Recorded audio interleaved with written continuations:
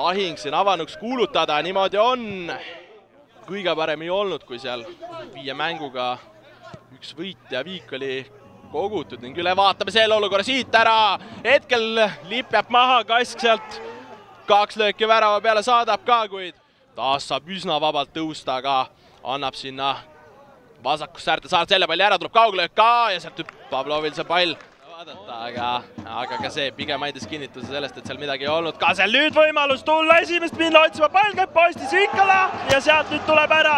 Nüüd lastakse siin juba raketega taeva poole ja kes see muu kui Tarasenkov selle palli sealt tagant postist lõppude lõpuks väravasse paneb, aga oi, kui vabalt siin Kask oli nüüd kasti pääsenud ja posti põrkest tagant postist Tarasenkovile see jala peal. Tabelisse siis juurde ei too. Ja siit nüüd uus võimalus tekkimas ja pannakse teine ka ära. Täpselt samasugune liikumine, aga nüüd Kask vajutab ise selle palli sinna ära ja no nüüd on tablool juba numbrid 2-0 ja siin see Kuressaare kaitse laguneb ja laguneb. Kask sealt korralikult, no kogu südamest, mis üldse seal alas oli, siis see pall sinna vasakusse riistab 4 ka ära. Musoliiti näitas Ivanovile tagaposti, oi kui vaba, aga Nõmm toob sealt välja ja hoiab palliga ehitama hakata, jätab siia vasakule äärele, Tarasenkov võtab ette ka, nüüd on löögikoht ja läheb, paneb sinna ette posti, aga tuleb postist pall välja.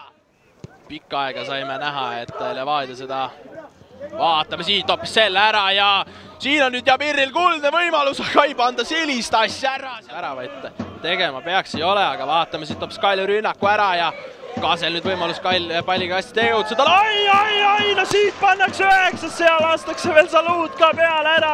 Kui Lerme vajutab siukse palli sinna taha risti ja no nüüd tundub, et see mäng juba oma sadamasse hakkamas ära randuma. Kalju läheb siin koduväljakul seda kohtumist 3-0 juhtima ja noh, kui Lermele pandi kuldne pall ette ja sellel mehele jäi lihtsalt see pall sinna ära kinnitada ning nüüd see vasak jalg teda alt. Tarasenkovi värav suuresti.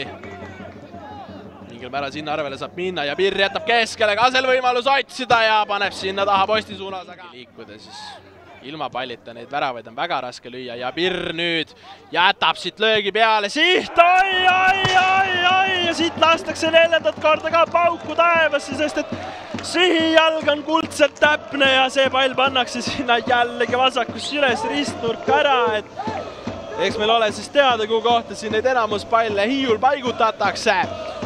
Ja noh, kui siin ennem sain öelda, et Kristjan Kaske ülemäära tark otsus sinna. Kui Lerme siit taas hoogu ülesse võtmas on paremal äärel ja nüüd tuleb pall kasti ka tagaposti suunas ikka lahti ja Pirr paneb sealt 5. ära ja saame veel kord pauku näha, mis sinna taeva poole lastakse ja Pirril, mis eelmine jäi lihtsast olukorrast tegemata, siis nüüd ehk natukene keerulisemast, aga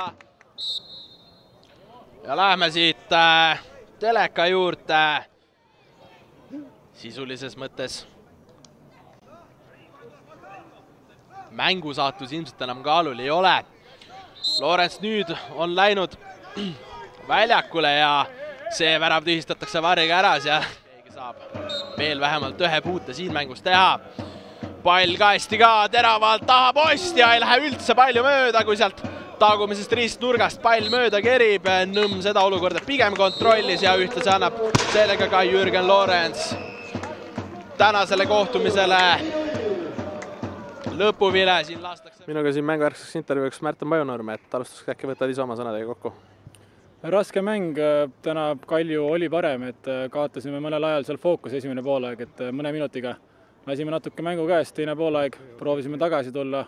Teise poole algus oli okei, aga siis otsustav 3. värav juba neile ja mängu lõpp ei olnud, oli selline juba, et mäng oli otsustatud ja ei olnud kõige õnnestunud mäng meie poolt üldiselt, et kaitses tuleb siin asjad läbi töötada, et nii endal peeglisse vaadata kui kõigil teistel, et vahepeal tegime neid häid mänge siin, aga täna ei tulnud siin mitmed asjad ei tulnud välja, et mingit paanikat ei ole, aga on vaja uuesti kõvasti trenni teha ja tagasi lainele saada. Kuidas sulle täna tagant vaadates see ründemäng toimus, et kas oli natuke nüri või kuidas kommenteerid? Kalju pani hästi käigud kinni ka, et seal kontraid meil oli, võib-olla ei lahendanud nii hästi ära, et Essa poolega täitsa vahepeal meeldis meie ründemäng seal, aga nemad lõid kiirelt 2 tükki ära ja seal siis juba rohkem pandi seal kaitses kinni, et liiga palju meil võimalusi tekkinud, et nende väravat sekka võib-olla pidanud, aga ainult selle peale ei paneks, et kogu selline pakett kokku võib-olla ei olnud täna meil kõige parem. Mis tänasest mängust kaasa võtta? 0 punkti kaasa võtta, et kaasa võtta lihtsalt see, et kui tähtis ikkagi on, et kogu mängu jooksul fookus, et isegi kui ühe värava saad selja taha, et siis kohe mõne minutiga ei lase ei kuku kokku ja ei lase järgmist, et selline kasti kaitsmine ja väiksed detailid otsustavad, et teine poolegi juba kaitsesime, aga siis ikka kasti tagant said löögile ja seal paigutati pall lihtsalt ristnurka ka ära, et kui nagu kasti saime kinni, siis pandi kasti tagant ka, et mingit paanikat ei ole, et oli ka häid asju, mida kaasa võtta. Palliga mäng oli tegelikult vahepeal täitsa korralik, aga on millega tegeleda. Küsin viimaseks küsimuseks, et Tats Põrja siin kiitis küll Herme mängu, et kuidas sulle endale kaitsena tundub? Ma arvan, et kõik, kes vaatavad Premium liigat ja eriti need, kes mängivad Premium liigat, teavad, et tõesti. Ise olen siin aastaid mänginud, et võin ka kinnitada, et üks teravamaid mängumehi, kes siin on vähemalt selle 10+ aasta jooksul olnud, kus ma siin liigas mänginud olen, et tõesti kõva mängija ja tuleb ikka metsikult tööd teha, et teda natukenegi kinni saada, et on kvaliteetne mängija. Aitäh, Märten, ja edu sulle tulevikuks! Aitäh! Siin mängujärgseks intervjuuks ka Nõmme Kalju poole pealt Rommisiht, et alustuseks palju õnne ja äkki kommenteerid oma väravat? Aitäh! Ütleme ausalt, et viimasel ajal pole löögid kõige paremini õnnestunud, et täna tabasin palli hästi ja lõpetas ristnurgas nii nagu peab. Kuidas üldse tänane mäng kokku võtta, et pigem vist asjad õnnestusid vaadates tabloole? Tablood vaadates kindlasti asjad õnnestusid, aga on ikka asju, mille üle nuriseda, et nemad said ju kontratesse esimene poolaeg joosta küll, et parema lahendamise korral nad suudaksid ära lüüa, aga nendega tuleb meil tegelema hakata nüüd, et me ka need käigud saaksime kinni panna.